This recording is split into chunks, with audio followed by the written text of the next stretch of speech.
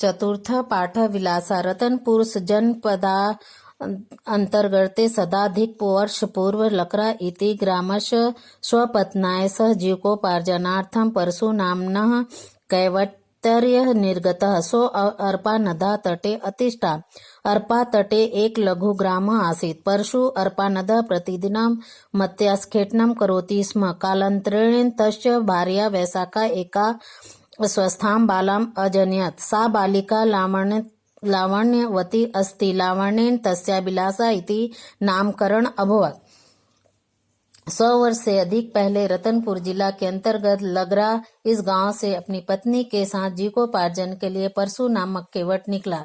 वे दोनों अर्पा नदी के किनारे पर रुके। अर्पा के किनारे पर एक छोटा सा गांव था। परशु अर्पा नदी पर रोज मछली का शिकार करता। कुछ समय बाद उसकी पत्नी वैशाखा ने एक स्वस्थ बच्ची को जन्म दिया। वह बालिका सुंदर थी। सुंदरता के कारण उसका नाम विलासा पड़ा। वैशाखा शैशवकाले बाले सह क्रीडन्ति स्म तस्य बालिकानां क्रीडनं च रोचते स्म। विलासा अदम्य साहसिका आसीत्। एकदा सुप्तं बालं नीत्वा वृक्कः पलायन कुर्वन् आसीत्। तदा विलासा विक्रम दटेन दाटित्वा बालकं मुक्तं कृत्वा मातरं समार्पयत्। बालके सह विलासा मल्लकौशलं शिक्षते स्म। तत्साहसं दृष्ट्वा जने तस्य दलाय ग्राम रक्षणाय दायित्वं प्रदत्त। बचपन में विलासा लड़की लड़कों के साथ खेलती थी। उसे लड़कों का खिलौना और खेल अच्छा लगता था।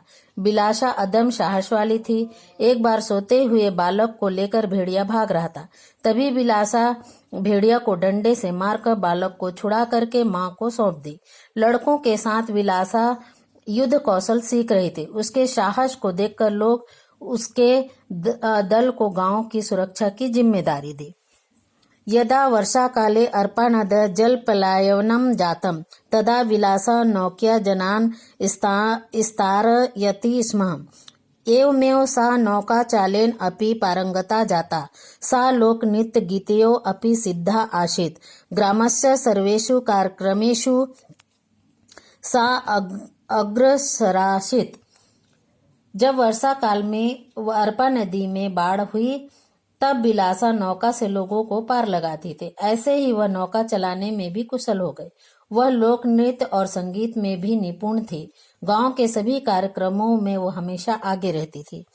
कालांतरे विलासा विवाह बंसी नाम्ना युवकेन सह अभवत्। विलासा प्रतिदिनं 4 तेन्दु इति वन्यफलानि सङ्ग्रहणात् गच्छति स्म। तथा च बंसी महिषाचारणाय वन प्रति अगच्छत्।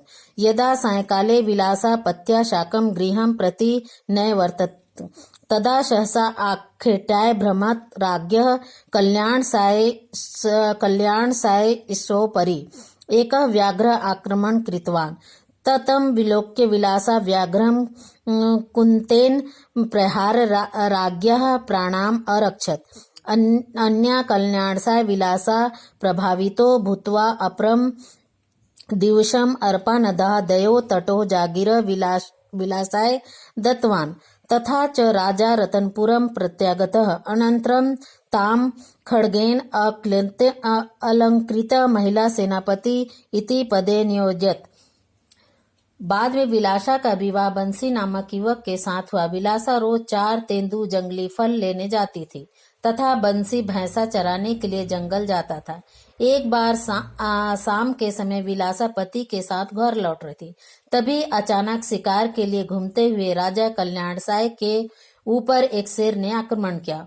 उसको देखकर विलासा बाघ के ऊपर कुल्हाड़ी से प्रहार करके राजा के प्राणों की रक्षा की। इससे कल्याणसाय विलासा से प्रभावित होकर दूसरे दिन अर्पा नदी के दोनों किनारों का जागीर विलासा को दे दिए तथा राजा रतनपुर वापस आ गए। बाद में उसको विलासा को तलवार अलंकृत करके महिला सेनापति पद पर नियुक्त कर दिए।